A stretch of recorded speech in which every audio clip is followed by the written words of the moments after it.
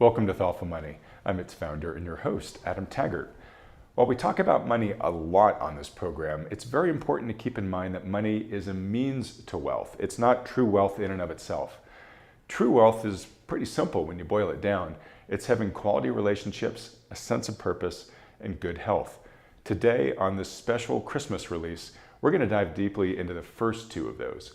We're fortunate to be joined by Jennifer Wallace, New York Times bestselling author. She's got a new book out titled Mattering: The Secret to a Life of Deep Connection and Purpose. Jennifer, thanks so much for joining us today. Oh, thanks so much for having me. I would actually argue we're going to dive into all three because without social health, we don't have physical health. Great point. All right, we'll make it a trifecta. Fantastic. Okay, so yes, I've been very excited for this interview. Your people reached out to me as I was telling you. I don't take, I get, I mean, I literally get hit every couple hours by people who are pitching a speaker, many of whom are just not a good fit for this channel in any way, shape, or form. But yours was different than my normal fare, but very of interest to me for the reason that I remind people on this channel, as I just did in the intro. This channel is all about wealth building, and so we're so focused on money in that discussion. But we got to remember that money isn't the end goal, right? And if we're looking to lead and live happy, fulfilled lives, what are the things that are really important there? And they're the three things that we talked about. And your book, Mattering, is right in the strike zone. As you just said, maybe it applies to actually all three of those. So it's the perfect topic, if you will, here. So why don't we just dive right into this? I know that you have done a lot of research for this book and also the previous book that you wrote that I'm sure we'll talk about a bit too. Why is mattering so important to the human condition? Um, Y- well, yeah, why does it matter? What are its benefits? Like, what does it give us? And maybe kind of once you've answered all that, what sparked you to write the book now about mattering? So mattering is a fundamental human need that all of us have all over the world, simply defined as feeling valued by family, friends, community, and having an opportunity to add value back. And for so many people today, this need is going unmet. People feel lonely. They don't feel valued. They are disengaged at work. They don't know how they're adding value. So, and I'm sure we'll get into this, there are a variety of reasons why there's been this, as I call it, an erosion or a crisis of mattering in our culture today. But it is important because when we feel like we matter, and this is decades worth of research, when we feel like we matter, we show up to the world in positive ways. We want to engage, we want to connect, we want to contribute. But when we are chronically made to feel like we don't matter, some of us withdraw, become anxious, depressed. Some people might turn to substances to try to alleviate the pain. Hmm. Others lash out in anger, road rage, political extremes, mass shootings. These can be seen as desperate attempts to say, "I'll show you I matter." And we have for so long treated mattering like a nice to have feeling. It is actually so much more fundamental than that, and we need to go back to meeting that need. All right. So I'm curious if your research goes here, but so clearly, say the research says that mattering is important, perhaps essential to humans, or at least human thriving. Um, does it get to like why? I mean, evolutionarily, you could say, look, if you were just a domesticated house pet and somebody fed you and sheltered you, why isn't that good enough? Why isn't that winning evolutionarily, right? Why do we have to matter? Yeah, so let's go back to evolution. For our earliest ancestors, feeling valued by the group and knowing that you add value to the group was what protected you. It's what kept you fed. It's what kept you protected from the elements. When you were made to feel like you didn't matter, when you were pushed out, rejected, that was certain death. And so we have evolved to crave that sense of mattering, that social proof that we matter to the group. Um, and back then it was life or death. And frankly, I would argue today, mattering is still life or death. When we don't have a sense of mattering, we are not socially connected. It damages our mental health, it damages our social health, and ultimately it damages our physical health. Loneliness, anxiety, depression, disengagement, meaninglessness, purposelessness. This is painful. This is a painful way to go through life. Mattering is really the pathway to thriving and to what some might be seeking happiness. Happiness has never been my goal. Um, Living a productive, meaningful life is more important to me. But if people are looking to be happy, I will tell them that the research shows there is one pathway, and that is to matter to other people. Christopher Peterson, who was a brilliant psychologist at the University of Michigan and one of the grandfathers of the positive psychology movement, had this famous quote that was, "Other people matter." When it comes to happiness, other people matter. It's as simple as that. So interesting. And you're actually connecting a bunch of dots on past discussions that I've had on this channel. One of which was the author Sebastian Junger. He wrote the book The Perfect Storm. He's probably best known for that, but he's written a whole bunch of others. And one of his books that made a big difference on me was his book Tribe. I can't remember the exact title, but it had to do with on belonging and being connected to others, basically. On homecoming and belonging. That's what it was, Tribe, on homecoming and belonging. And it really got to the point of sort of why we need social connection is because we are social tribal creatures. That's what we evolved to be in, right? And and that connected with what I've heard Scott Galloway talk about, which you just mentioned there, is in a tribe back in caveman days, right?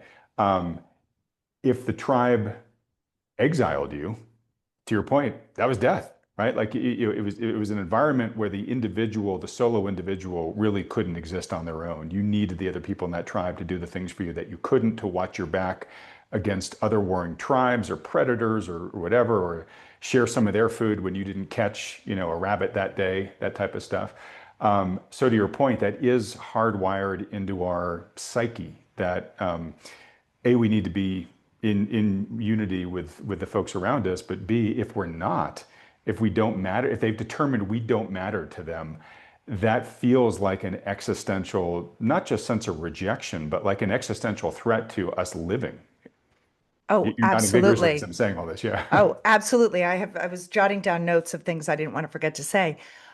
There is a study that I write about that looked at men who were suicidal, and they found that two of the most common words they used to describe their pain was worthless and useless. Mhm. So these are not just, uncomfortable feelings. These are existential threats to our humanity. Also, you talked about the importance of belonging. Mattering, as researchers define it, is a meta need or an umbrella term, meaning it's a need that sits above other needs. So after the drive for food and shelter, it is the drive to matter that shapes human behavior for better or for worse. When you think about a meta need, mattering has underneath it belonging, connection, mastery, self-determination, all of these other human needs that we all long to meet. But mattering goes deeper. So you can belong to the accounting department at your firm and not feel like you actually matter to those Mhm. people. You can be a part of a neighborhood and not feel like you matter. You could feel invisible there. You can belong to a family and not feel like you matter to that family. So mattering takes belonging and offers us the proof that we actually are making an impact, a positive impact in the world around us. So belonging tells you you have a seat at the table. Mattering tells you that your voice, your input makes a positive difference.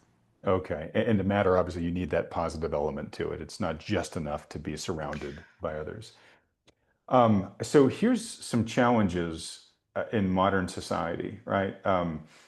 For better or worse, and I'm not necessarily sure when society sort of made this shift, but we sort of idolize and aspire the person who has become so successful that they don't need others, right? The rich person who lives sort of outside of town on the house up on the hill by himself. He's not down here with the rest of us. He's successful enough that he can be, out on his own. Um, uh, so, there's almost been sort of a societal, uh, you know, stain, if you will, of like, well, if you need other people, then you're not a real success, right? Secondly, we have all these digital devices now, right? Since the digital revolution. And while they make us more connected virtually to other people in theory, they have made us much more disconnected socially. And I think the research is super clear on that. And I don't think any viewers would disagree with that, right? So we kind of we retreat almost into our like virtual castles here, right? Like, oh, if I'm not getting along with other people or I feel uncomfortable socially, I can just go into my little virtual world where I'm protected and safe, but you're not getting nourished in that mattering way. And then third,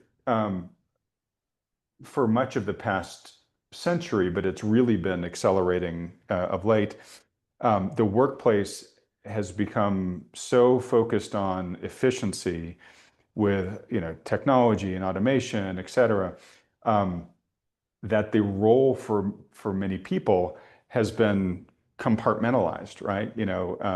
Back in the old day, you were a master craftsman who needed to kind of conceive and build whatever you were building from soup to nuts.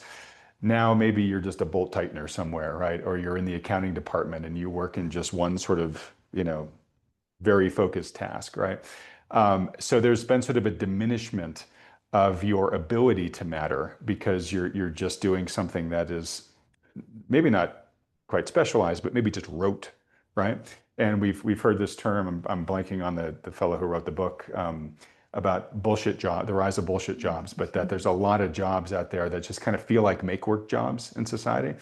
And I think a lot of people, the surveys are pretty clear. They feel like their jobs that kind of like, I don't know, kind of anybody could do this. And I'm only really doing it because my life path just kind of led me here. And it's I don't know what else to do. And I'm kind of stuck here now. I don't really know how to break out of this.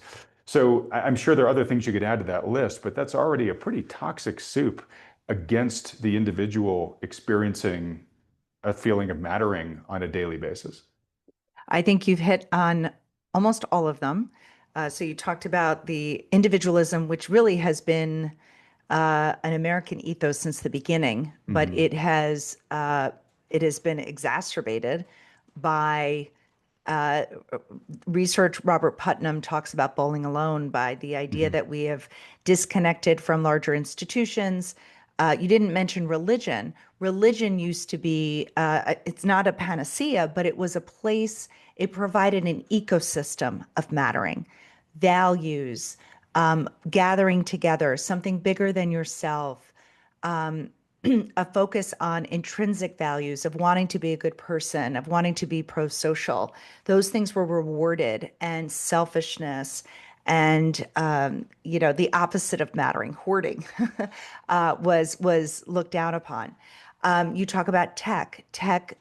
Is certainly a magnifier and an accelerant. I would say that tech is not the root, and you didn't say that.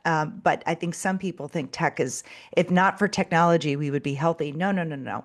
Technology noticed a a large gaping hole in our society, and that was the disconnection, and they filled it to make money. So Yeah. they have accelerated, they have magnified these problems that we have seen.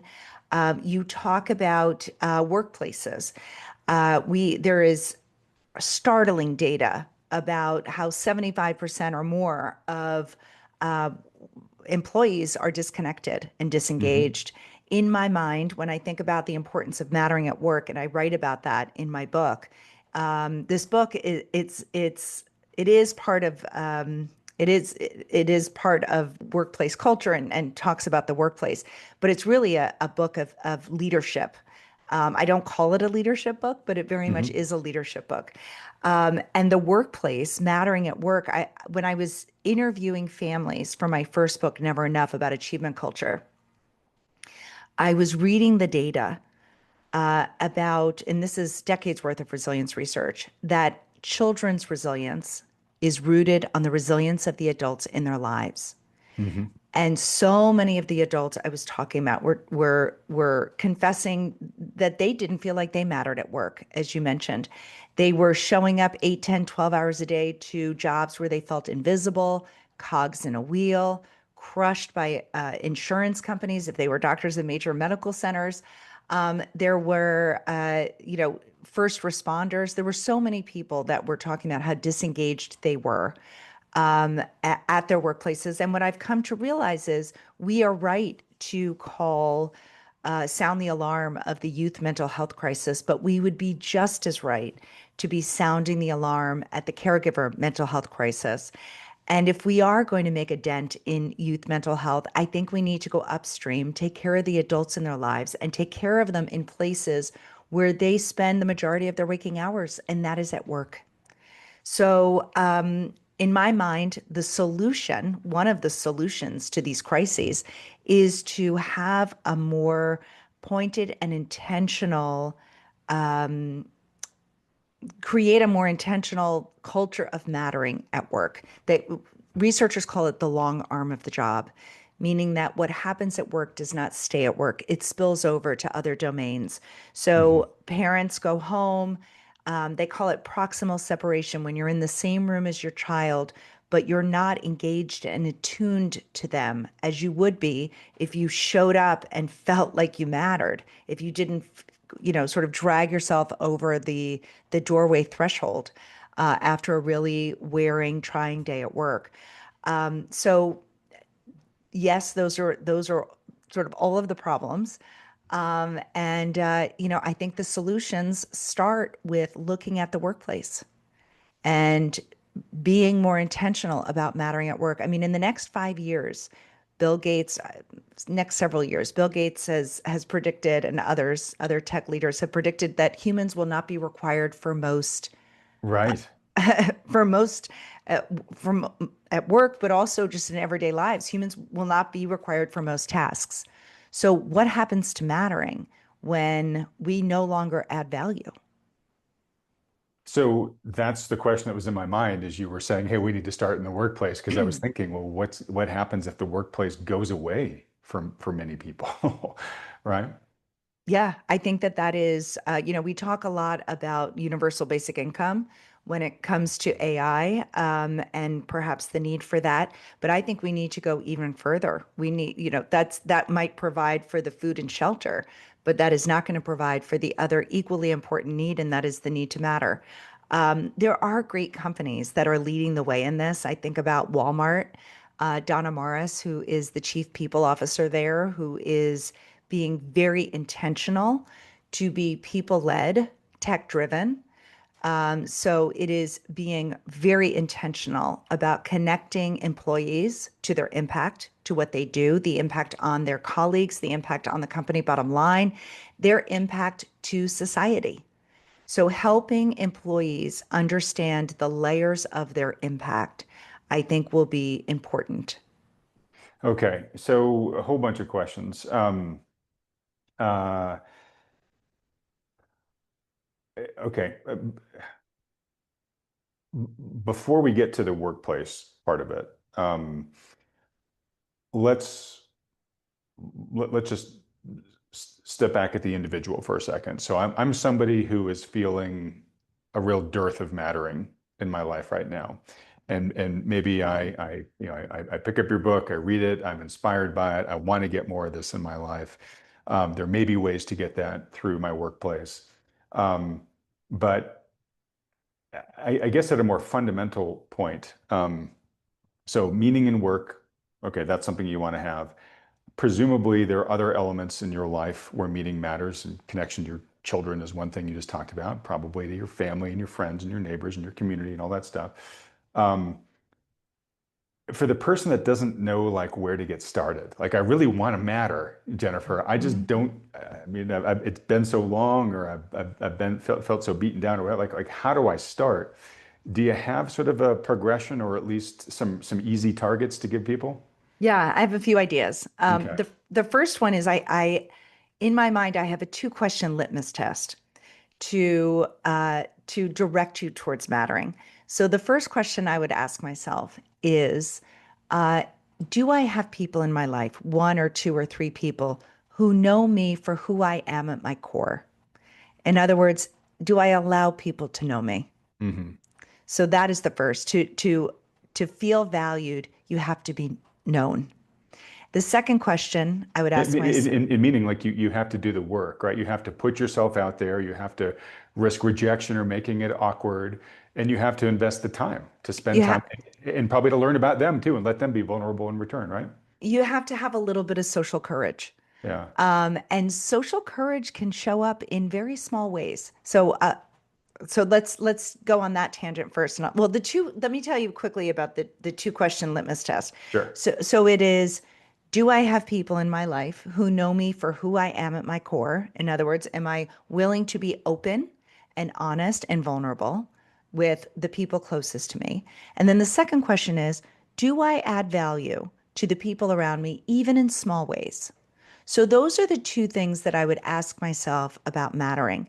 And let's say I was going through, often it's through life transitions that our sense of mattering erodes. So the loss of a loved one, losing a job, changing jobs, relocating, retiring, becoming a parent, facing an empty nest, all of these major life transitions can disrupt our sense of mattering. And so, if you're going through one of those life transitions, the first thing I would say is know that you're not alone. Know that this feeling that you are feeling, this loneliness, this anxiety, lean into it and know that it is a social signal that you need to be reaching out. Hmm. We too often numb that social signal, either with drugs, alcohol, tech, shopping. All of these addictions are a way of numbing that ache to connect. So, first, sit with that feeling. Second, find role models. Research finds that role models offer not just role models who have gone through something similar, not just a feeling of being seen and like you aren't alone, but they also offer practical steps of ways that you can get through a difficult transition. So look for role models. Those could be fiction, podcasts, nonfiction books, self-help books, friends, people that you know have gone through a similar transition. Sit with them, have a cup of coffee, ask them how they got through it. The third step I would say is harness the power of invitations. So often we feel like we need to have our life in order before we accept or issue an invitation for somebody to step into our life, even just in a small way, like going for coffee. But there's research that I talk about in the book called the beautiful mess effect, which is this counterintuitive idea that people are more drawn to us and consider us warm and authentic when we don't present as perfect, Hmm. when we present that the little bit of the messiness of our lives. So push yourself to issue an invitation or to accept an invitation. There was one widow I interviewed. Actually, it was a divorcee. I'm sorry, a woman who was divorced who talked about how she was no longer invited to couples dinners. And so her therapist gave her the advice to start hosting her own dinner parties. If she wasn't being invited because people felt awkward about her being the fifth wheel, well, take charge and issue your own invitation. And so she did, and it transformed her social life. So it will require a little bit of social courage, but hopefully you will get that social courage by looking at how others, role models, have come through it themselves. There's so many great things in there. Let me start with that last one. So, one thing that I have noted in a prior business, we used to talk about this thing called the eight forms of capital, of which money was just one. and social capital, which is a lot of what we're talking about here, was an important one, and it's one that most people we would do these conferences and we would ask people to rate themselves, their sort of level of wealth in each one of these eight forms of capital, and invariably social capital was the one everybody scored themselves the lowest on for a lot of the reasons that we were talking about here.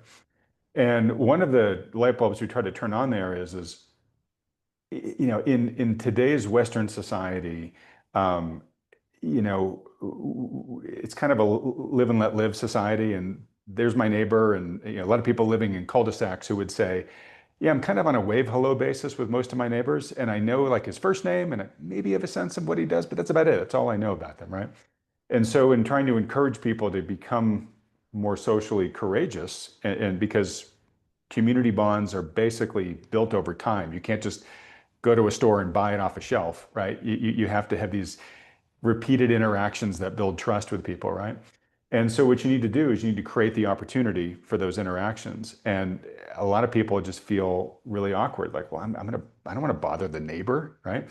And what we've found is that in most cases, the neighbors are feeling just as isolated, and they would love to have an opportunity to respond to. And so to your point earlier, like, you know, to walk through a door, somebody has to open it for you, right? So if you're there opening the door for them, they can then walk through, right? In the worst case scenario, somebody says, no, I'm busy, or hey, I'm not interested. But generally, like 8 or 9 times out of 10, they're like, absolutely, I'd love to attend your dinner party. Thank you so much for reaching out to do that. You're nodding again as I'm saying all this. But to your point, that social courage is really, really important. And you probably find that the cost of the social courage is much lower than you expect. Of course, the more you do it, the better you get at it. It becomes really easy to do. I mean, I think about asking the neighbor for the cup of sugar Yeah. that we used to do in the 50s and 60s. I I will admit that before researching mattering for the last 7 years, I was reluctant to ask for help. I considered myself pretty self-reliant. I didn't want to be a burden to anyone. But what I've come to see is that when I don't ask for help, which I think is even easier than issuing an invitation to to a dinner party, and I'll tell you what I mean. Don't ask for help. Ask, you can ask somebody, could I borrow something? Could I The borrow famous your Ben Franklin, blower? the fastest way to get someone to care about you is to ask to borrow a book. Yeah. Exactly. So borrowing something, and what I've come to realize is that asking for help isn't weak. It can actually be an act of generosity because when you ask somebody for help, you are signaling to them, I trust your judgment, I trust your wisdom, I Hmm. trust your taste, whatever it is, you are signaling that they matter in some way. And so when you think about asking for help in that way, that can help you overcome the bridge. And that might be a first step, and then ask for the dinner. But to start with asking for help in just a small, small way, testing the waters that way. Yeah. Your litmus test, your second one there is, do I add value to the people around me, even in small ways? My wife is a couples therapist, and one of the things that the framework that she uses a lot, it's the Gottman method. Hmm. They talk about bids for connection, that relationships are basically just a series of bids that couples make of each other. Walk in the door. If I come in from work, do you get up and say hi to me, or you just keep sitting there reading your laptop or whatever, right? One is a bid that's been met and it built connection. The other one is a failed bid, and you have enough failed bids over time, you start getting conflict in your relationship, right? So you're kind of doing the physical world version of that, which is, hey, are you out there actually trying to do things large and small to let the folks around you know that you're there, you got their back, right? And the Gottmans have this concept of an emotional bank account where they basically say every bid you make that's received is a deposit in the bank account. Every bid that fails is a withdrawal. And the problem is they're not even. A withdrawal is about 5 times as big as a met bid. So you need to have at least 5 met bids for each failed bid, right? And I'm guessing that's probably a similar type of equation that you want to do with folks around you is try to be cognizant of what your score is. Am I trying to do these little things for the people around me? Am I doing enough of them for them to start looking at me and saying, hey, yeah, this guy matters to me because he's actually proving he's got my back. So there's a formula that I've put together through my research on how to add value, right? That second question of the litmus Hmm. test. And I've come to realize that adding value equals finding a genuine need in your home, in your neighborhood, in your workplace, in your wider community, plus applying your three T's, your time, your talent, or your treasure to meeting them. So finding Hmm. a small need and then using what you have to meet it. That is how we add value. And it could be done in the smallest of ways. And I love that. That goes back to sort of my 8 forms of capital framework, where we would talk about these forms of capital are fungible. So if you were, say, poor in material capital, like uh, I don't know, a tree fell on my property and I need to get rid of it, but I don't have a chainsaw, but my neighbor does. And if I don't have enough financial capital to go buy myself a chainsaw, I can go to my neighbor and say, hey, um, I'm happy to mow your lawn or babysit your kids or something like that if you'll let me borrow your chainsaw, right? And so you're using your time and your expertise instead of your treasure in this case, right? So I love Yes, your point here, which is you can do, regardless of your station in life, you can still be mattering to people. And again, you can use your money, you can use your talent, or you can use your time, right? that's right. I think we should also zoom out for a minute. Um, what what drives our sense of mattering, I have found, is it's the values that we orient our life around.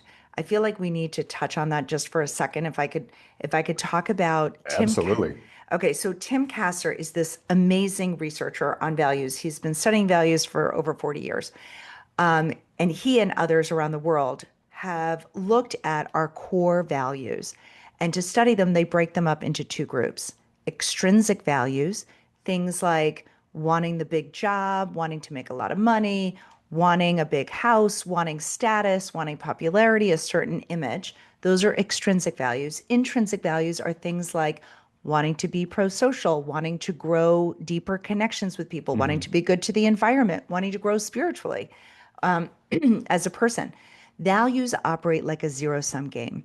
So the more time and energy you spend pursuing the extrinsic values, those material goals, the less room and time you have in your life for pursuing the intrinsic ones. Hmm. And here's why this matters: because extrinsic values have been linked with negative mental health and substance abuse disorder. Intrinsic values are linked with the well being we want for ourselves. So sometimes for people, the lack of mattering they are feeling is because they are pursuing too much of their time and energy towards those extrinsic materialistic goals. And I will tell you, it is not that people have bad goals, bad values, or good values. It's that often people who have very materialistic values, it's not that they love material goods more. It's often that they don't have strong connected relationships. And so they are hoping those materialistic goals will make them desirable relationship partners. So it's like an overcompensation. Exactly. And so if you are, it's to me that is such a shift in thinking. If you are finding yourself overly consumed with materialistic goals, you do not have to judge yourself, but hold yourself accountable for how much time and energy you are spending on those goals. And ask yourself if your needs would be better met geared towards intrinsic values, towards what mattering supports. Hmm. That's really interesting. And I'm sure that the line is different for every individual, but painting with a broad brush, because it's zero sum, would your recommendation be don't even try for like try to get to 50-50 at least, but I'm kind of guessing you would say maybe go like 75-25 intrinsic to extrinsic. Probably, if I were to put a formula on it. I mean, I am not. So here, I almost think that there's another way of looking at it. So, in my first book, Never Enough, I write about high achieving families, high Mhm. achieving kids, high achieving parents. And how their achievement once they got there didn't necessarily feed their souls the way they hoped it would, right? And even worse, their kids were suffering at 2 to 6 times They were more likely to suffer from clinical levels of anxiety and depression, and 2 to 3 times more likely to suffer from substance abuse disorder than the average Wow. American teen. And again, a lot of this is because of the values they were pursuing. Hmm. So, what I would say is there is a great Jesuit motto, not better than others, but better for others. Hmm. And to me, I am not telling you not to be ambitious. I get so much joy from achieving. I get so much joy from people reading my book, finding it enjoyable, selling a lot of copies, making an impact that way. But it is not for my gold stars that I leave in my office that I am working to achieve these goals. It's that I believe that this idea of mattering can really change lives and can help us build those strong, deep connections that we are all longing for and too few of us are enjoying right now. So it is not, I am not here to say don't achieve. I am saying widen why you're achieving, widen your lens. You are achieving to make a positive impact on the world. How can you do that? Through your achievements. All right. You're making me think of this Gandhi quote, and I'm going to try to pull it up here. Um, I'm going to read it real quickly for those that are listening on the podcast. It says, your beliefs become your thoughts become your words become your actions become your habits become your values, which we were just talking about, and your values become your destiny. And I think you would agree with that last line, that your values become your destiny for all the reasons we just talked about.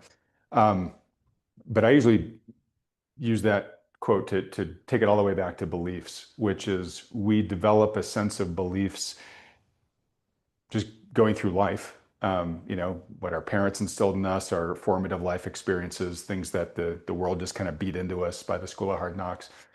And every so often, I think it's really important to sit back and just sort of reevaluate your core beliefs because you might find that you're holding on to one that maybe served you at one point in your life, but might not be serving you anymore. And a lot of times when you said your values become your destiny, the destiny is the last part of that. If you're not happy with how your destiny is unfolding, it might actually all be rooted in the beliefs that you hold because it starts that whole chain off, right? I'm curious to hear your thoughts on that. I think it really supports what the data shows about materialistic goals and that people are pursuing them in the hopes of being desirable friends, of being worthy enough. I mean, there's a great theologian, he's passed away now, but his name was a Dutch theologian, Henry Nouwen, who talked about the three great lies of our culture. I am what I have. I am what I do. I am what people say and think about me. Mm. And we all absorb it in our wider culture. We all absorb those messages, those signals. It is, again, not that we have bad values, it's that we are swimming in waters that are constantly activating our extrinsic values, our consumer culture, our hyper capitalism Right. culture that we're living in, Every all of these advertisement things. on TV or on the media is about buying something extrinsic. It's not about, hey, maybe you should be a better person today. Exactly. And the same thing with social media. I think we don't talk about this enough. But in my mind, what is particularly damaging about social media is that it is activating our extrinsic values. And we are not aware, we are not cognizant of it. We are passive consumers, and it is feeding us the wrong value system. Again, I'm not saying go out and be Mother Teresa. You can enjoy shiny things. You're human. Yes, go for the brass ring, whatever you want to do, but you need to balance it. Hmm. We are very out of balance as a society, and mattering is the pathway out, the pathway towards those intrinsic values that could, deliver on the destiny that we all hope for. So let me ask you this, and this is really related to thoughtful money and the fact that everybody here on this channel, myself included, is really focused on building their financial wealth, to create a better future for themselves and their families. Um, I'm sure you've heard of Simon Sinek and his whole focus on, understanding your why, right? And I'm thinking about that a lot as you're talking about here, which is to have a really good grounding in why am I doing this, right? In other words, if I'm trying to get this win so that I can then afford the big shiny car or the whatever, like you said, that's all fine. But what's the why behind it? Like the Hmm. car itself is not necessarily going to give you any sort of intrinsic reward at the end of the day. And, you know, making it relevant to this channel, I've actually had a number of conversations recently with people, especially older people who have done well, have a lot of money now, and they're in their late 60s, 70s, maybe 80s, and they're kind of saying, "Well, wait a minute, like, what's all this money for? Like, why have I been doing this? Right? Is it just so I can die with a bunch of money? Or is this supposed to be enhancing life in some important way to me that matters?" And I think I'm finding that a lot of people are so focused on the I must accumulate and then I'll figure it all out that they're potentially putting themselves at risk at getting to the end of their race, just age-wise, and saying, wait a minute, I focus so much on putting one foot in front of the other, I kind of lost sight of why I was trying to win this race in the first place. I would go even further. I think it's important to know your why, but I think there's something even more important than knowing your why. So, can I tell you a quick story? So, Please. in chapter one, I talk about the story of a firefighter named Greg, who, as a rookie, was called to a horrific car wreck. A woman was trapped inside. He stayed by her. He put his heavy bunker coat around her to shield her from the shards of glass as they worked to rescue her.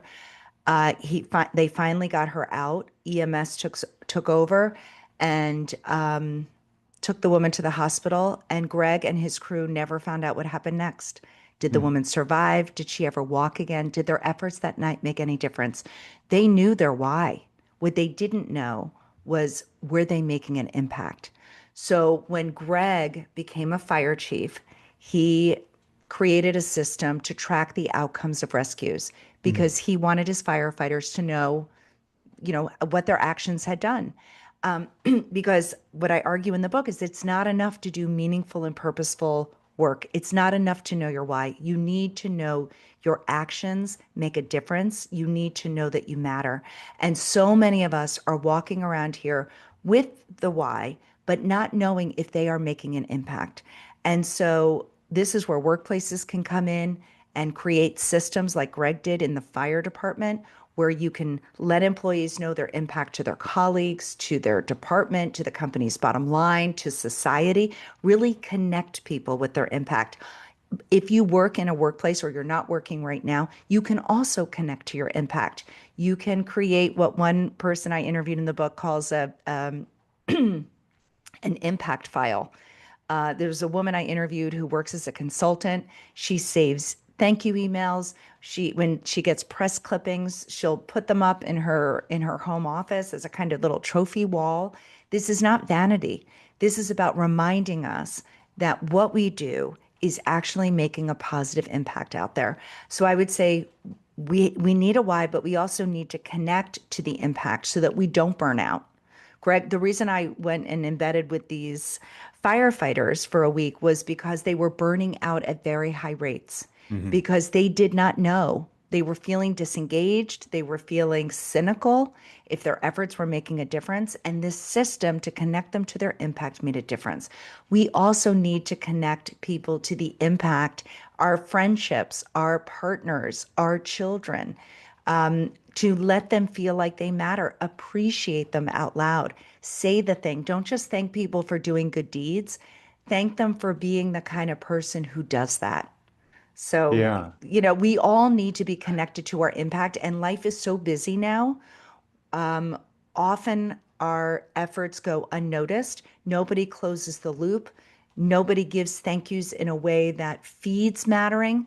Instead of thanking somebody for bringing over a pot of soup when you're sick, you could say to them, "Thank you for being the kind of neighbor who somehow anticipates what I need even before I do. You are so Mhm. caring and kind. How lucky I am to have you in my life." Connect people, let them know that they make a difference in your life. So there's a saying in business that I mention fairly often on this channel, which is if it doesn't get measured, it doesn't get moved, Mm-hmm. right? And you're basically saying the human equivalent of that, right? Which is, if we can't see its impact, then it doesn't matter, right? Or at least it doesn't matter. We don't realize that we're mattering. Let's put it that way. We might be, but we just don't have the feedback, right? So putting in these feedback loops that tell us if we're being successful at our efforts is critically important. And I get in the workplace how that, you know, sort of easy to imagine systems like the fire guy put in. So that could be a potential best practice, for companies going forward. Hey, if you want your employees to feel motivated and lean into their jobs, make sure you put in these systems that they can see that their work is actually having the right impact. A little bit harder and squishier, at the home and in communities. And you gave a couple good examples, but you're kind of making me think maybe there needs to be like a workbook companion to this, that gives people ways to kind of score the squishier, more human stuff on it, because it's just as important, right? It It's is. kind of like my mention of the Gottman emotional bank account. It's a great framework, but it's not like couples have a literal bank account they're dropping coins in, right? But whatever it is, whether it's you have a weekly sit down with your family and you just reflect back, hey, these are the things I noticed you did this week that really made me feel good or whatever, right? But just uh, my next question for you is going to kind of be, how do we build these cultures of mattering in all the places that matter, your home, your community, your workplace, whatever.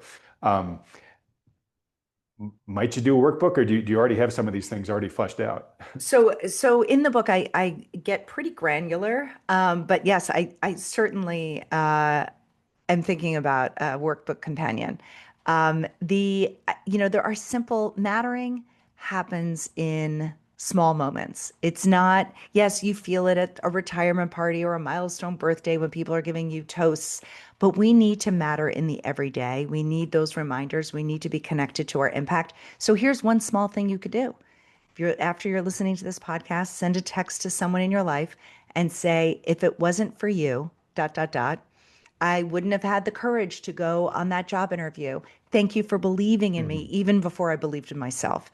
Um, if it wasn't for you, uh, we wouldn't have taken that amazing guys trip. You are the glue that keeps us together. Thank you for all your efforts there. Um, if it weren't for you, our department wouldn't be as close knit and supportive and helpful to each other. You model this type of behavior and it's contagious to everyone in the department. So there are ways that we can express how we matter to each other in small one sentences. I was giving a keynote once, and it was at an educational conference, and a teacher was getting an award, national award, lovely. But what made him tear up was that his colleagues presented him with a gigantic jar of M&Ms. Mm. That is his favorite snack. And they said, now you could have all the M&Ms you would ever want for your 3 o'clock snack. He Mm. felt seen and known. Mattering is in the details. It is sending the signal that you, your efforts, you and your preferences are worth remembering. And it's just in those small little moments. So this is, food for the soul for the individual. It's food for the soul for society if we have enough individuals that matter more, right? Um, what's interesting listening to you talk, the two names that pop into my head. One is Machiavelli and the other is Maya Angelou. Um, and y- y- where I'm going with this is there's kind of all sorts of good reasons to do this, right? So, if you just want to, um, uh, if you want to feel better about yourself, obviously engaging in this is going to make you feel like you matter more, and you're going to feel better. But it's also going to make people you're going to matter more to them. They're going to care more about you. I mean, if you just want to put on your Machiavelli hat for a moment here, it's like Hmm. you're going to advance your own station here by advancing others. And I don't encourage people to look at it like this, but I'm like, hey, if you if you're just a real, you know, I guess even the narcissist should care about this, is sort of what I'm saying. And then with Maya Angelou, she had that famous quote, and I'm probably going to butcher it here, but it's people aren't going to remember what you said or what you did. They're going to remember how you made them feel, right? And that's a lot of what you're talking about here. And that is sort of a, if you care about the imprint that your life is going to leave, then kind of all these things that you're talking about here in mattering is the path to do that, right? Because at the end of the day, what you're doing here is you're building up, I hate to say it this way, but like a brand, right? That when people think of you, what are the emotions and the associations that come along with it? Your legacy. Yeah. Um, just as important as it is to lead with mattering, it's just as important to watch the things that you do, sometimes even inadvertently, that can make people feel like they don't matter. Incivility, rudeness, being short with someone, not making eye contact, never remembering somebody's name or if you have met them before. I mean, one woman I interviewed, I interviewed so many people. One woman said when she really feels like she doesn't matter is when she's constantly introduced to this group of people who pretend like they have never met her before. That is Mhm. what researchers would call anti-mattering. So, just as important as it is to lead with mattering, we also need to be mindful of the signals we are sending that maybe make people feel like they don't matter. Interesting. Yeah. And then that hit me only because there's sometimes we'll go to a social event where I see people that I don't see very often, and I'm like leaning hard on my wife, like, "Oh God, what's their name? And when did I Hmm. see them last?" And of course, you don't want to give that impression to these people. You want to let them know that they, you care about them. Um, all right, so yeah, so not only focus on mattering, but try to really avoid the antimatter part of the equation. Um, Let me just ask you quickly about the value of this for younger generations. So I presume the sooner in life you kind of crack this code, the benefits are going to compound, right? So this is something that if you're a younger listener here, if you're a Gen Z or listen to this, like take really good notes because your life will likely be far richer the sooner you adopt this stuff. But probably in terms of viewers here, Jennifer, we have a lot more people that have children, either still in the home or they're they've got kids that are 20 or 30 or whatnot. Um, how can they help the younger generations learn about this? Yeah, so I just co-authored a white paper with the Harvard Center on the Developing Child about how mattering starts at the earliest of days in Hmm. infancy. Making eye contact, responding to a cry. All of these are signals that they are valued. As children grow up, they feel valued when parents love them unconditionally. When there's something called conditional regard, which is when parents can be inadvertently warmer and kinder to a child when they perform better, when they behave better. And I understand that, of course, but we have to be really clear with our kids that we love them no matter what, despite their behavior. We might not agree with the behavior, but we should be clear about separating the deed from the doer. Um, Another way is prioritizing affection with our kids. Scott Galloway and I were having a conversation on his podcast, and he was saying that affection is the difference between hoping your your parent loves you and knowing they do. Hmm. So warmth, affection. I say in my book Never Enough, which is about young people and achievement culture, greet your kids once a day the way the family dog greets you, Hmm. with just total joy. Our kids don't often get to see the delight we feel from being their parents. We're so Yeah. busy and consumed getting through our to-do list. So at least once a day, let them see the delight you get. And as they grow up, relying on them. Family is the first introduction to society for a child. So giving them meaningful responsibilities, don't call them chores, but ways that our children can really add value to the family. That is how they learn how to matter in our small social unit. And it's how we prime young people to be contributing members of society. All right. I love that, especially that last part. I love it all, but that last part I think is really important.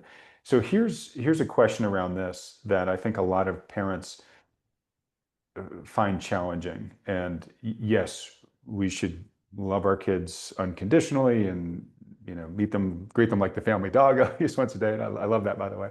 Um, but I think we can contribute, a meaningful percentage of some of the challenges and issues that the younger generations have today with helicopter parenting, enabling parenting, bulldozer parenting, whatever you want to call it.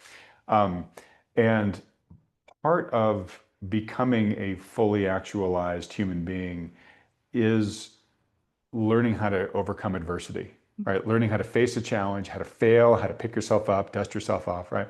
So as a parent, part of being a caring parent in many ways is to push the kids out in the world, let them fend for themselves, not step in to helicopter or bulldoze when it starts to get tough. How can you how can you help bridge those two of like, helping your kids matter, but in some ways by not doing things for them?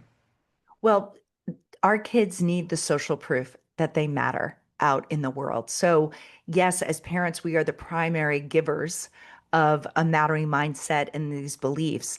But beyond the family, school, relationships with teachers, relationships with peers and the wider community, those are other ways that our kids can develop a sense of mattering, and they are important. And so, what I would say to parents is to really think about letting your kids be exposed to other areas where they can add value and feel valued and also recover. When you give your children an unconditional sense of mattering, setbacks and failures do not feel like an indictment of their worth. Hmm. They will be able to recover from them. When a parent's love is felt as conditional, the stakes feel much higher, both for the parent and for the child. So I would say there's no mattering and giving your kids freedom to explore and fail and iterate in their lives are not mutually exclusive. If anything, mattering is a pathway to success and achievement because when you believe it, you are willing, when you know you matter for who you are at your core, you are willing to reach for high goals. You are willing to risk failures and setbacks because these are not indictments of who you are. I constantly try to say to my kids, you are not your successes and you are not your failures. Mm. That is a very countercultural message in today's world. Um, but it's because of that that my kids reach for high goals. They don't always hit them, but they hit some of them. And when they don't, I'm here to remind them of their worth. I'm here to remind them. There's this little thing that a mother that I interviewed for Never Enough did with her high achieving kids. Whenever her kids would bomb a test that they studied for or would get rejected by friends or wouldn't make a team, she'd reach into her wallet and she'd grab a $20 bill. And she would hold up the bill to her kids and she would say, how much is this worth? And they would say $20. And she'd say, okay, hang on a second. She'd wrinkle it up, dunk it in a glass of water, very dramatically hold up this dirty, wrinkled, soggy bill. And she would say, what is this worth now? And they would say $20. Mm. And she said, like this $20 bill, your worth doesn't change whether you've been knocked down, rejected, bomb a test. Your worth is your worth no matter what.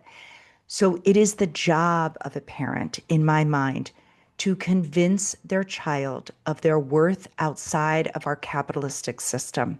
Because it is only that to me is the best gift we could give our children if we want to put them out into the world and give them the tools and the bandwidth and the mattering to spare.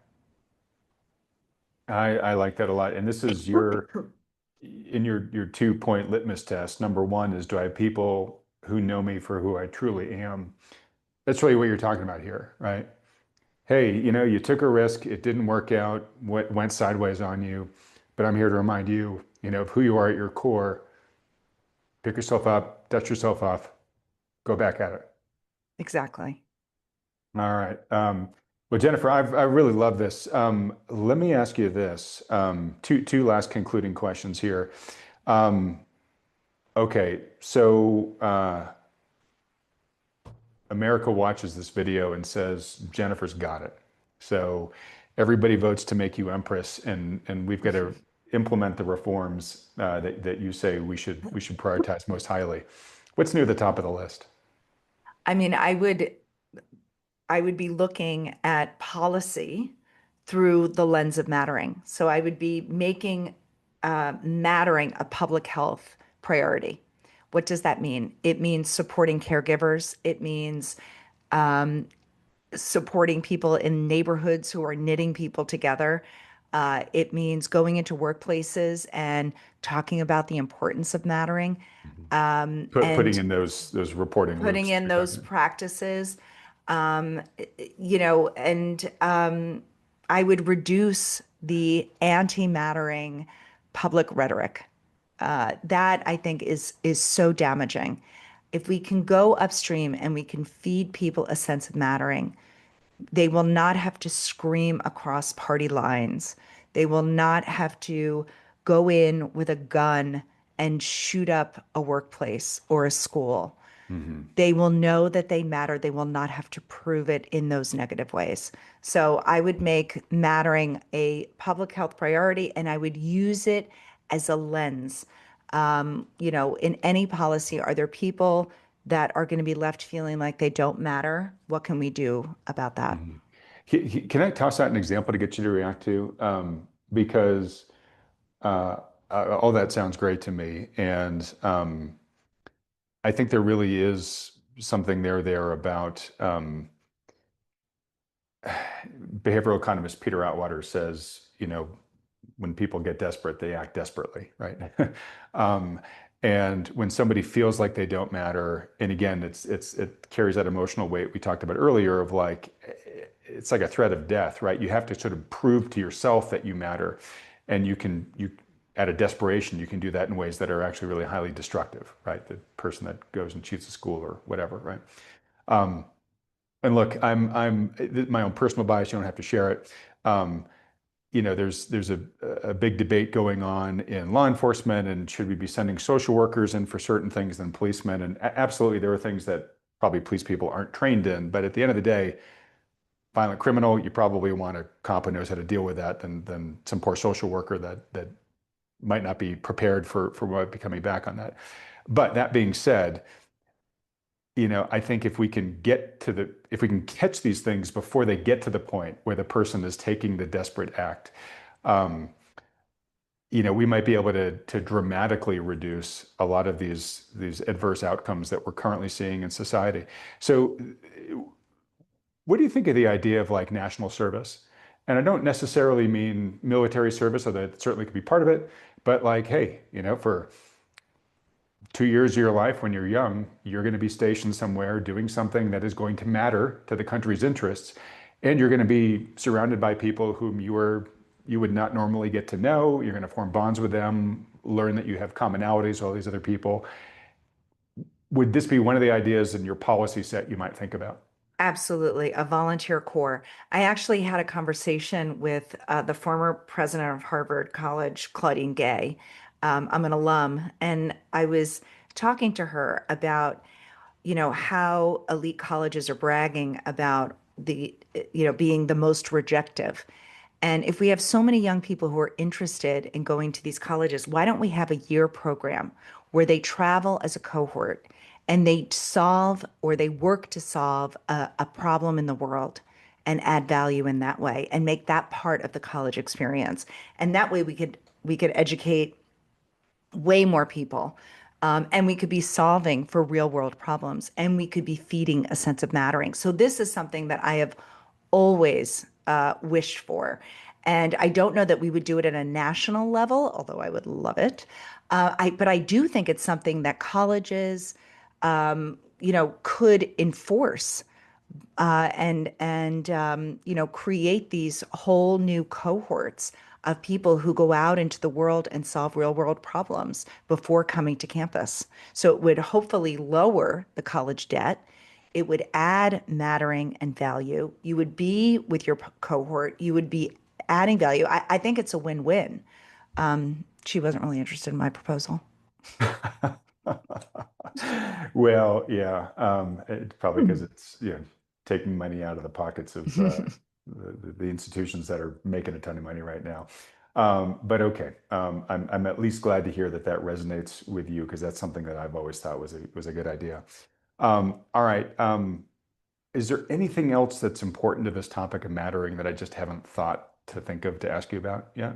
I would just say that, um, simply put, if you're feeling like you don't matter right now, you are literally one action away from mattering again. Mm, It could be sending the text to someone that if it wasn't for you, it could be walking out your front door and thanking the mail carrier who always greets you with a smile and say, the days have been long, but your smile always warms me up. Thank you for being such a positive force in the world.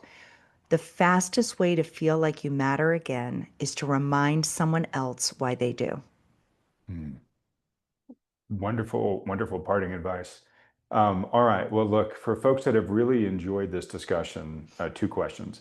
One, your book, Mattering, they can pretty much get that anywhere books are sold. Yes. Okay. And then secondly, beyond reading your book, if they would like to follow you and your work, where should they go? I have a newsletter at jenniferbwallace.com. I'm also on Instagram at Jennifer Breheny Wallace, giving tips on mattering, and also on LinkedIn. All right, fantastic. So Jennifer, when I edit this, I'll put up the links there to your newsletter and to your Instagram. The LinkedIn links are usually pretty darn long. So I'll put all three as well in the description below this video so folks can get there with one click if they want to. This has been just a total joy. Thank you so much for doing this. As I said, this whole thing about, mattering, purpose, social connection, et cetera, health, both mental and physical. Those are really things that matter at the end of the day. And I'm really appreciative that you gave me a chance to go really deep on that today for today's audience. Thank you so much. All right. And I really wish all the best with you and your continued work here. What you're doing is very important. So anyways, Jennifer, thanks so much. Thanks for helping me spread the word on All mattering. right. All right. And everybody else, thanks so much for watching.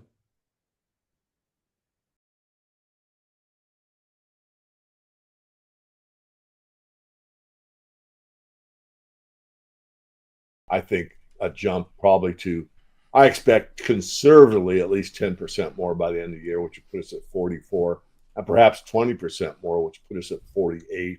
Time will tell, maybe this is going to sell off really quickly and we only get, couple days above 40. I doubt it. I think the momentum is in our favor. It's after, I'm laughing. It's after Labor Day.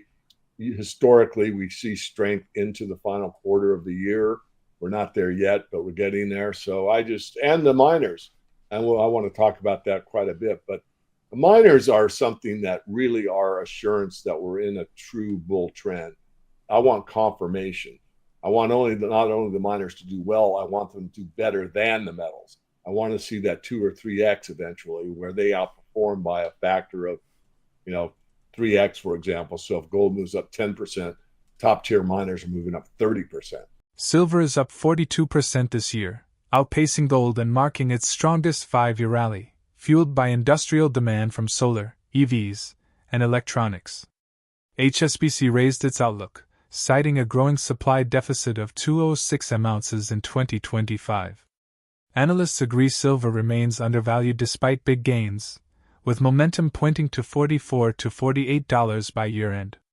Mining stocks, especially juniors, are already outperforming, offering leveraged upside as investors rotate into the sector. David Morgan, widely known as the Silver Guru, is a seasoned precious metals analyst, author, and founder of the Morgan Report. He points out that silver's momentum is building thanks to institutional buying, industrial demand, and algorithm-driven trading that continues to push prices higher. Despite heavy short positions, the trend has turned positive, with momentum indicators signaling strength. Gold has already broken out, while silver, being a smaller market, tends to move more sharply once momentum takes hold. Historically, miners often led metals higher, but this cycle has been different. Metals surged first while miners lagged. Now, strong earnings and value recognition are finally fueling a rally in gold stocks. Silver stocks remain trickier since most companies are not pure silver plays, often producing other metals alongside it. Still, silver miners can command higher premiums in bull markets because of silver's volatility and popularity at the top. David recommends that traditional valuation metrics like PE aren't the best for miners, as free cash flow and balance sheet strength matter more. According to the Morgan Report, well-positioned mining equities, starting with blue-chip producers and selectively adding speculative plays, offer some of the best leverage in the resource sector, especially as demand for metals like copper, lithium, and rare earths accelerates. As we begin the video, don't forget to hit the bell button and subscribe so you don't miss any updates. Please leave a comment below and give us a thumbs up if you found the article interesting. We appreciate your feedback. As I've said before, and it sounds trite, but it is true, and that is there's more buying pressure than selling pressure. And there's been a rather large short position in the silver market, as there usually is, but we all know that the market is set as a derivative. The price in the futures market, which dictates the spot price and what coin dealers sell their metal for, and et cetera, is determined primarily by algorithms. And so at certain levels, certain things happen. And I have to defer to Michael Oliver, and Michael does momentum, and momentum is very important. Being an engineer, momentum is defined as mass times velocity. So like the whole idea of changing trend with a ship in the ocean, if you have a huge ocean liner, that's a lot of mass. So it's hard to change the direction of it. And the way you do that is slowly. That's how these major trends can change at times. The point being is that the momentum is in our favor. The algorithms are saying buy, and the institutions are buying it mostly for industrial purposes. Yet we do see entities such as Russia that's allocating silver. And you're also seeing on the gold side where China says that their insurance industry can allocate up to 1% in gold. So there's a lot more momentum in a lot of ways in both these markets. And silver, being a smaller market, gets a larger move than gold once the momentum starts. It's I've been in this market more than 40 years, and I'm still learning. And historically, the miners will usually lead the metal.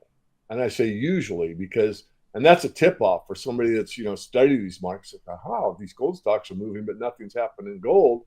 We're probably going to see a rally here. Well, that did not take place this time. The opposite occurred.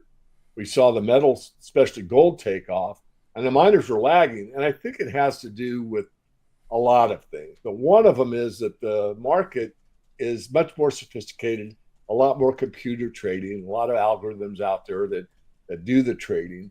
And the other thing is the value investors still look at one thing primarily, and that's earnings. Now, the earnings in the gold stocks have been phenomenal, but it hasn't equated into the price of those companies, because many of these companies are trading as if gold is at 2,000 the ounce when it's been at, roughly 33 to 3,400 for 4 months in a row consolidating. And that information is now going where? Into the algorithm, into a trading desk, into a hedge fund manager, into the general public, into a whatever, pension fund. And wherever it goes, that knowledge is saying, hey, I'm a value investor. This is a real value play. This stock has got to eventually catch up to the earnings that it is providing, that we know we have. And so that is what I think fueled the rally in the gold mining industry. Silver lagging, but silver actually is a smaller market, as we know. There are very few pure silver plays, if any. There's really one silver stock I can think of that's more or less pure silver play. The rest are silver plays, but they have, lead or zinc or copper or gold or something, combination thereof. They're still silver stocks, but they get a bigger margin than gold. For example, at the top of the market previously, we saw a PE of a top tier gold company sell at like 30 PE, but an equivalent silver company would sell at a 50 PE. Well, why? Well, silver is more volatile, and I guess it's more loved at the top of a market than gold is. I'm not finding it in the comps table. I was curious where we're at in terms of valuations for the major miners, but also some of the smaller producers. Like, where do you think we're at right now? Do you have an overview? I don't. I know we're below that, I think, in some instances. I do want to make a caveat here because a PE is not a very good metric for a mining company. I mean, there's a couple big books back there that are hard slogs, and valuing a mining company is much more about free cash flow than it is a PE. PE is useful at the top of the market to get an exit strategy.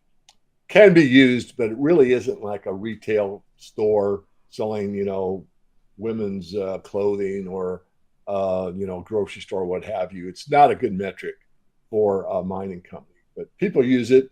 There's nothing against it, but it really isn't the best metric. So I just want to get that into the record because, that's what we do primarily at the Morgan Report is analyze mining companies, not just gold and silver, but, lithium, cobalt, the rare earth elements, the battery metals, you name it, copper. I'm becoming much more bullish on copper than I was, let's say, 6 months ago. So there's a lot happening in the resource sector. And one of the best leveraged plays you can do with lower risk, not no risk, is in the mining equities. And if you start with blue chips and work your way down into a speculative section where you basically make the correct bets, meaning how much money you allocate to each tier, you can do quite well and have a balanced risk to reward profile. David mentions that in Elliott wave theory, the third wave is usually the strongest and most dynamic, marked by the sharpest price gains in the shortest time with heavy trading volume. This stage reflects a major shift in psychology, moving from disbelief to broad recognition as more participants enter the market. Currently, silver seems to be in the early part of this leg, with institutional and industrial demand driving momentum while retail investors remain hesitant, especially those who only recently broke even. Asian markets are also playing a larger role than before, though retail silver buying there still lags behind gold. Looking ahead, this leg could bring the most powerful price appreciation yet, potentially lasting several more years. While past rallies, like the false start in 2016, failed to sustain momentum, the current setup appears stronger, supported by gold's breakout well above $2,000 and holding near $3,500. David predicts that the coming days will confirm whether this is a genuine breakout or another fake-out, but the fundamentals and market psychology suggest silver could now be entering its most explosive phase. Let's move into the interview. That wave 3 up, there's 5 waves in Elliott, is usually the strongest and most dynamic move in the sequence. It's where the leg prices cover the largest distance in the shortest amount of time compared to the other waves. It often has the heaviest trading volume. It tends to be the longest and most powerful wave, though not always. It's driven by a big shift in market psychology, which we just discussed, disbelief from earlier stages, followed by recognition and enthusiasm as more participants jump in.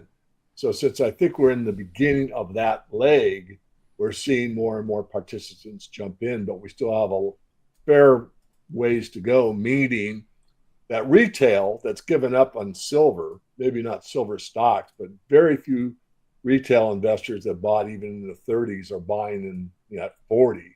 It's like, I've broken even or I'm slightly ahead. Let's see how far it goes. But institutions need it, or industrial users need it. And so that's fueling the market.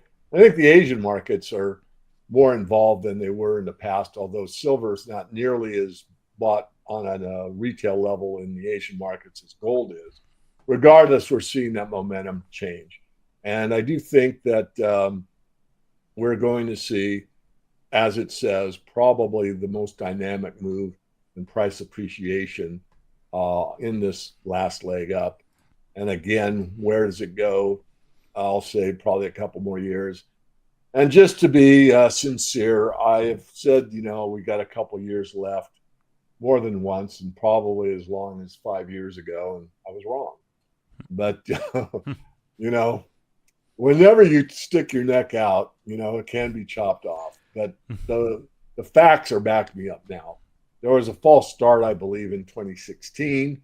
I can, talk about that. I don't want to, but there were times when it looked like we were going to break into the next leg up, and it really didn't carry through. This time, it's obvious. Gold is well above the 2000 breakout level. It's $1,300, $1,400, $1,500 above that. Almost not quite a double, but from 2000 to 3,500 is quite a move. And it sustained it, and we're breaking out of that consolidation. Remains to be determined if it's a breakout or fake out. We have a couple more days to watch. But no, it's exciting times. Silver appears to be entering a decisive stage where strong momentum, institutional demand, and shifting market psychology could fuel its most powerful rally in decades. With gold already sustaining record highs and miners beginning to catch up, silver's smaller market size and volatility suggest sharp moves ahead. Whether this proves to be the beginning of a lasting breakout or another temporary surge, the conditions look stronger than they have in years. Do you think silver can outperform gold in the next phase of this bull market? Will retail investors return in time to catch the biggest gains, or will institutions dominate this rally? We would be glad to hear your opinions, so please leave them in the comments area below. If you found this video useful, please give it a thumbs up and remember to subscribe for future videos. Thank you for joining us on this adventure.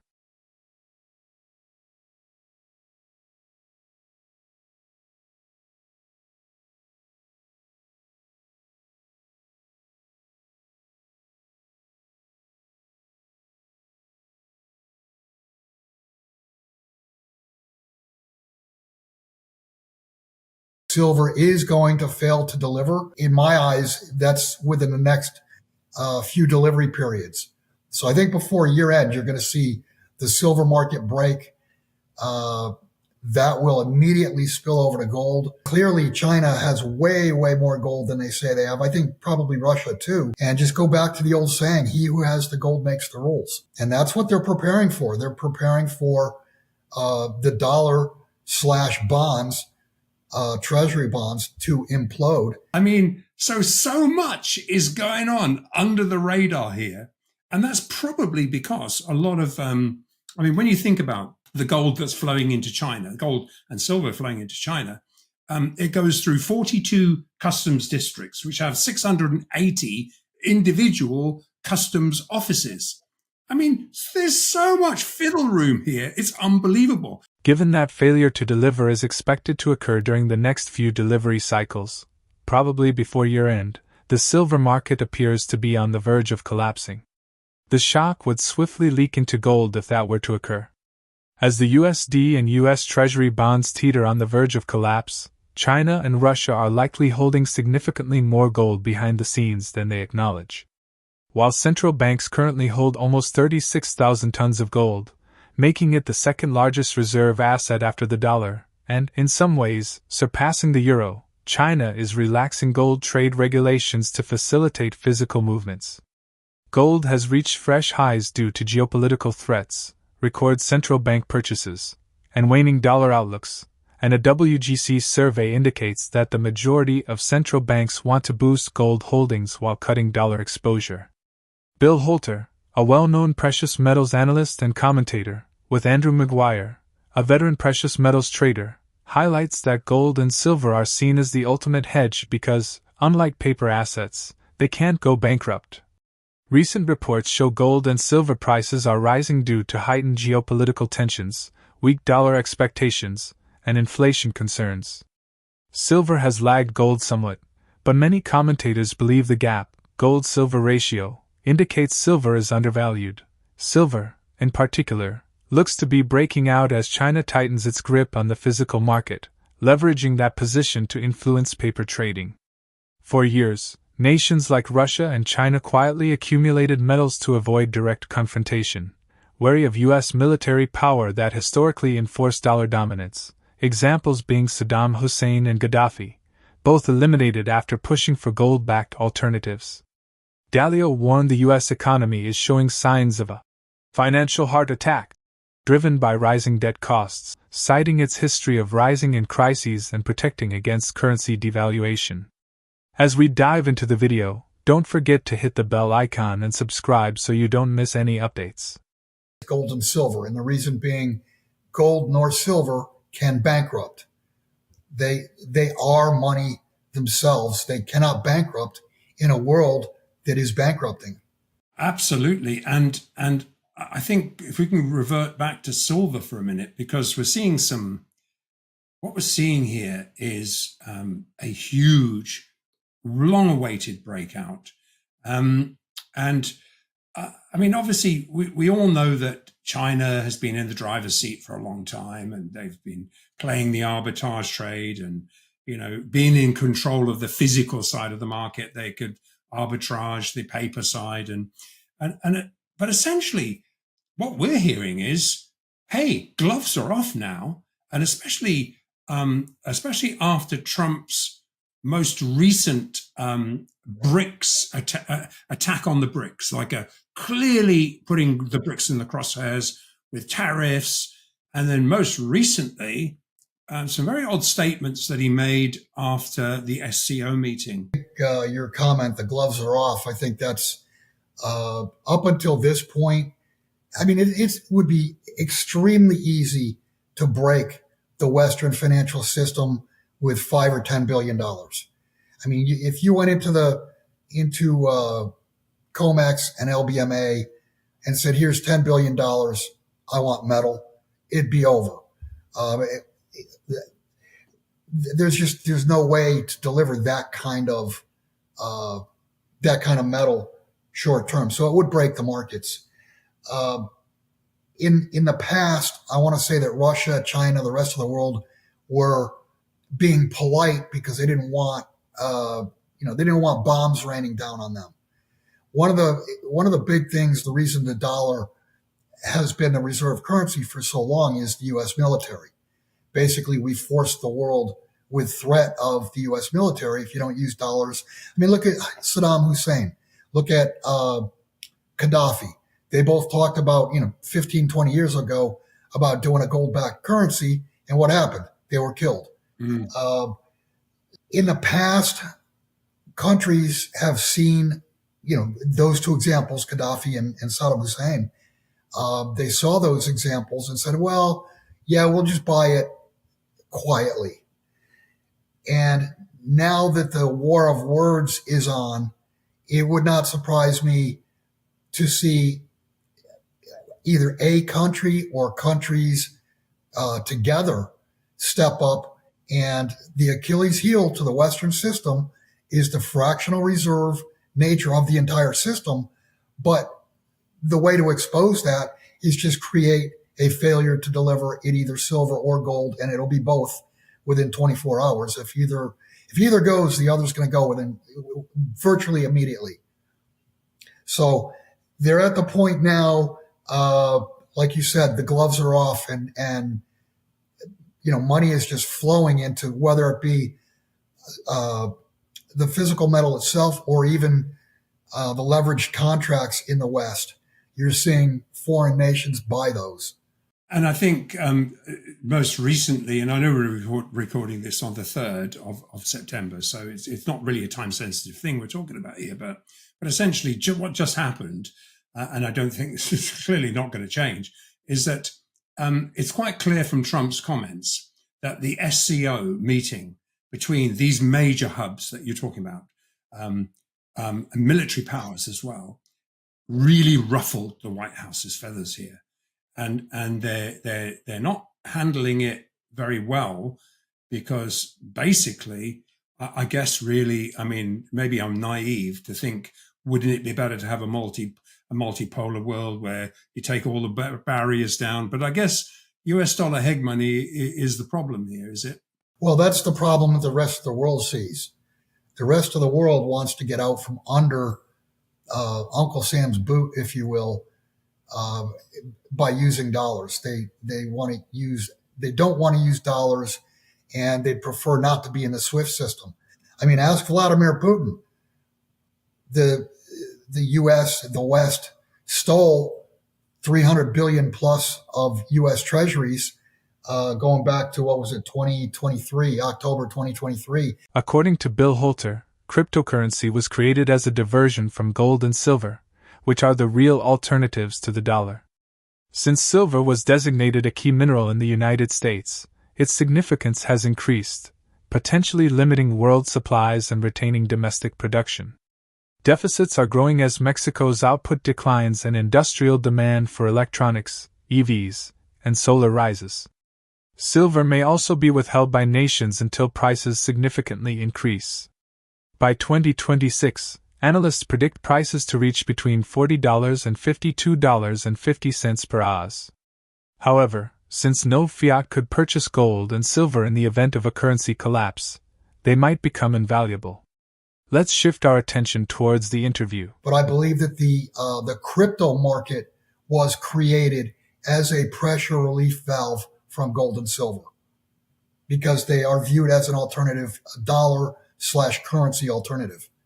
But silver's got my attention at the moment, and because you again, you and I always have talked about silver. You've been so far ahead of the curve on silver, and I think it's now being by the US now suddenly naming it as a critical mineral. To me, that would mean that they're caught in a rock and a hard place here, because that means that US mined silver, that they probably start banning the sale of it.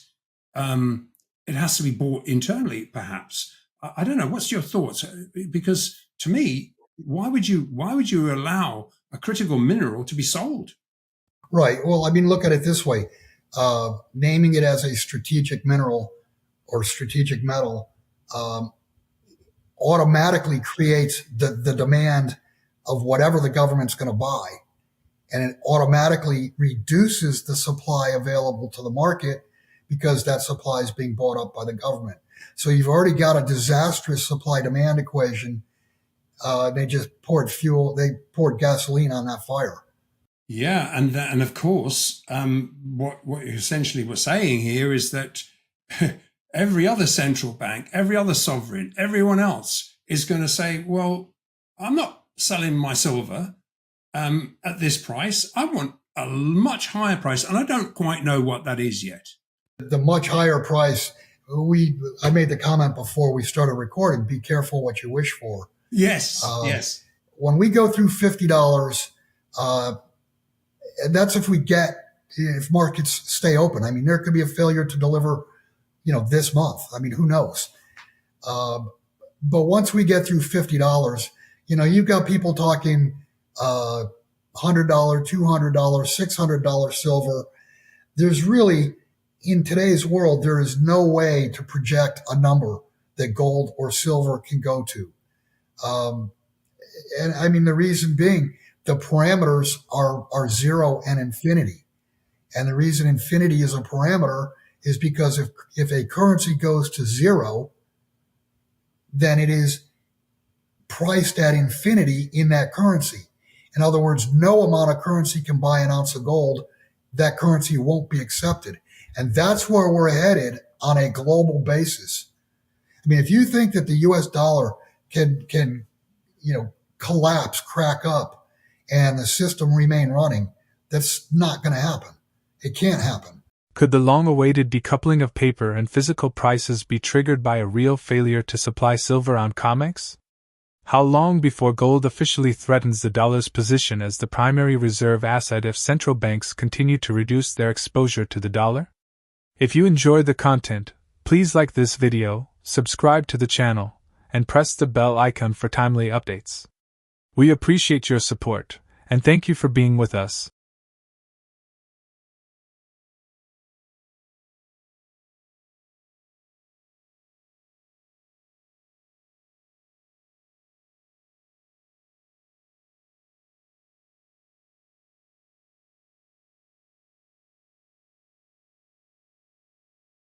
So you're seeing retail catching the wave, which is driven by governments buying gold, right? So they have to get out of the way of the price. The price is running. Now silver's running.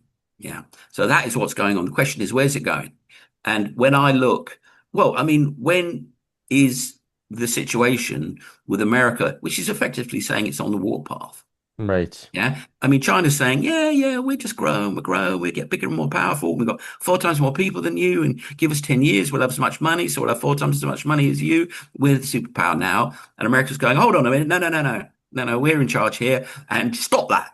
Stop that getting richer at our expense. No, we see you now. We know what you're doing. You're going to stop that. Retail investors are now riding the momentum in silver, fueled by governments accumulating gold and pushing prices higher. With the market moving fast, the real question is where it's headed next. On the global stage, the US is signaling aggression as it seeks to maintain dominance, while China, with its massive population and rapid economic growth, is positioning itself to rival America within the next decade. The US sees this rise as a threat and is determined to halt China's advance, setting the stage for escalating tensions that are further driving demand for precious metals. Clem Chambers is a well-known financial commentator, author, and entrepreneur. He highlights that gold is surging because governments view it as the currency of war, a hard asset essential for defense and global power, beyond the reach of paper money or manipulation. With the US and China in open rivalry, central banks, especially China's, are buying heavily, driving prices higher. Silver, on the other hand, has always been everyday money. So as gold becomes too expensive, retail investors are piling into silver as the affordable alternative.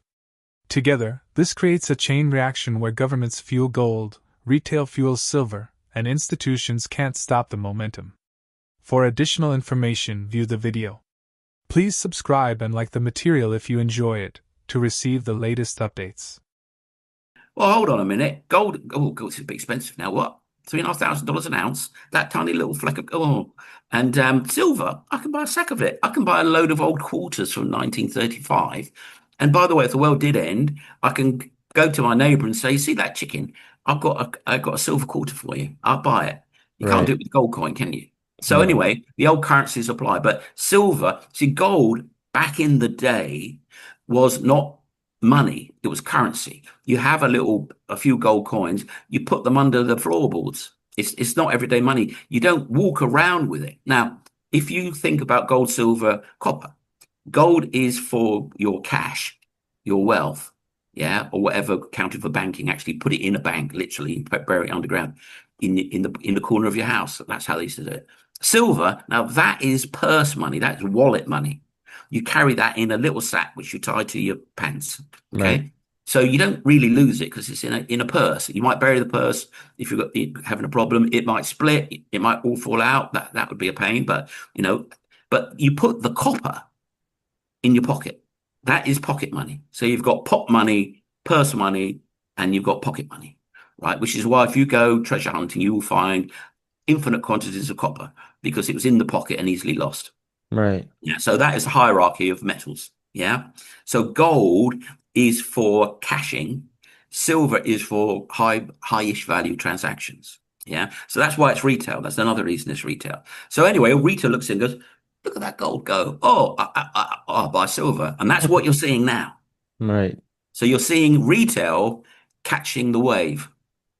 Yeah. Which is driven by governments buying gold. In the old days, your investment banks would go, hey, gold's going on a run. We're short that. We're short that. We're short that. Oh, yeah. We manipulate the price. And retail will go, oh, no, I'm losing money. I'll sell. Oh, I'll take it back. I'll take it back. And you can, and the institutions can do that with retail because retail is, there's always the frothy part of retail that is easily manipulated. But they can't do that to government. That's playing, that's wrestling Godzilla. You are going to lose. Right. So they have to get out of the way of the price. The price is running. Now silver's running. Yeah. So that is what's going on. The question is, where's it going? And when I look, when is the situation with America, which is effectively saying it's on the warpath? Right. Yeah. China's saying, we're just growing. We're growing. We get bigger and more powerful. We've got 4 times more people than you. And give us 10 years. We'll have as much money. So we'll have 4 times as much money as you. We're the superpower now. And America's going, hold on a minute. No, we're in charge here. And stop that. Stop that getting richer at our expense. No, we see you now. We know what you're doing. You're going to stop that. Well, Clem Chambers demonstrates that China under Xi has shifted from cooperation to confrontation, reviving Maoist ideas, discouraging Western influence, and asserting power over Taiwan. This has fractured global supply chains, turning critical resources like rare earths and cobalt into weapons of leverage. The US is responding by rearming and rebuilding industries like shipbuilding, which are essential for military strength. Strategic reserves of gold, silver, and critical materials are becoming vital as global trade routes grow more fragile and politicized. Clem emphasizes that this dynamic is reshaping geopolitics. America is pressuring Europe to rearm while also courting India to counterbalance China. Russia, though armed with nuclear weapons, lacks the economic weight to compete. China, however, is a true rival, with far more financial resources and technological capacity. The global stage is being redrawn into blocks, and for ordinary people and markets, the consequences mean heightened risks, disrupted trade, and the urgent need to secure assets in times of escalating conflict. Let's redirect our attention towards the interview. Xi came in to China and brought back Maoism, which is not good. He said to these children, stop playing computer games, start getting fit, stop learning English. Hey, Taiwan, we're coming for you. Right. Well, that's what kind of started the ball rolling. Yeah. Now, their predecessors were much more, we'll be your friends. We'll make your plastic junk. We'll make money. And we'll all be very civilized and nice. And, we can all be friends. But Xi has taken a China exceptionalist point of view in the same way as America takes an American exceptionalist point of view. Right. And in fact, the world needs to be more like the Europeans who up until recently have been quite laid back. We can get on with you. Yeah, build a pipeline. Yeah, let's all do business. Yeah, let's all be friends. Well, that polarity means that all these global supply chains are now fractured.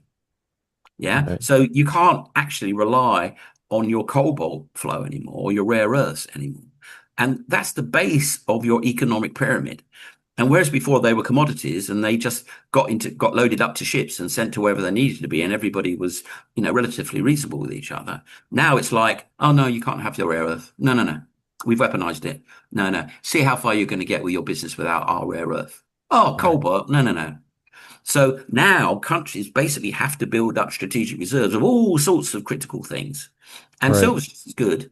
You start by going, the only thing we need is gold, because gold, that's bullets, and we can buy everything we want with gold. And then you go, actually, maybe we can't. Maybe we won't be able to buy it all. Maybe we won't, if they're shipping it, and they say, no, if a ship goes there, we're going to sink it. I mean, what's been going on with the Houthis? They've been firing at ships. The thing that happened also, that is, I had to check up to see whether it happened, and it actually happened. Trump came out and said, if you've got a Chinese ship, then you land containers, we're going to bill you.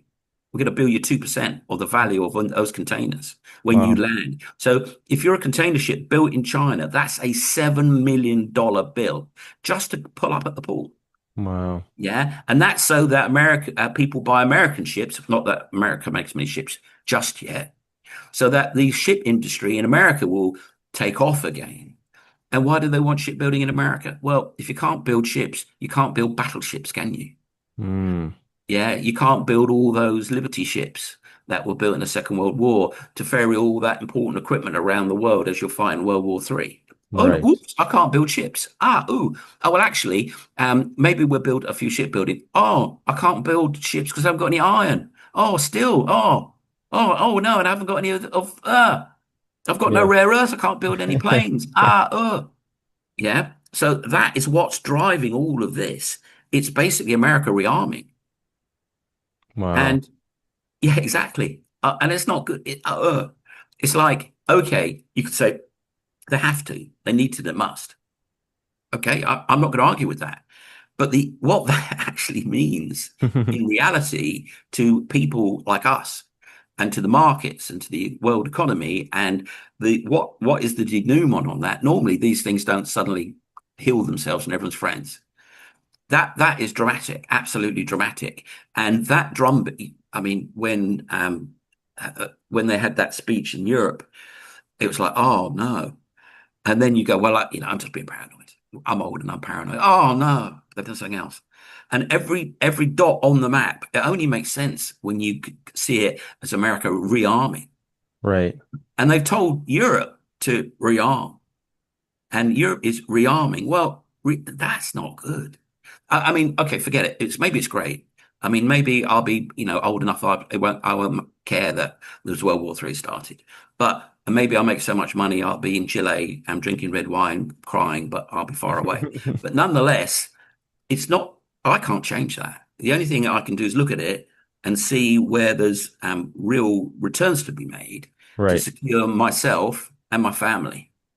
And that's how I look at it. It's, I can't, maybe it's necessary to have World War III. It's nothing to do with me. I can't affect that in any shape or form.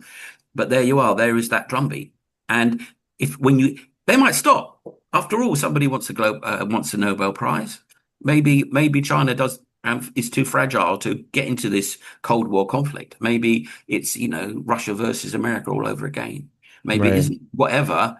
But if you don't realize what appears to be going on, you don't track it, and you don't. I mean, something that is. I was relieved a few weeks ago. Trump was getting angry at India, at Modi.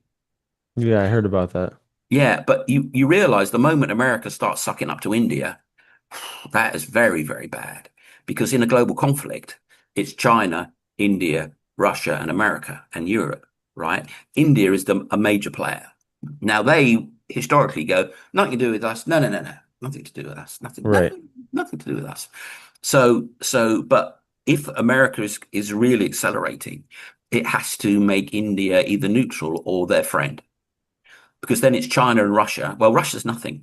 Everybody's worried about Russia. Russia's 150 million people with no money. Right? China is 1 billion with all the tech that we love.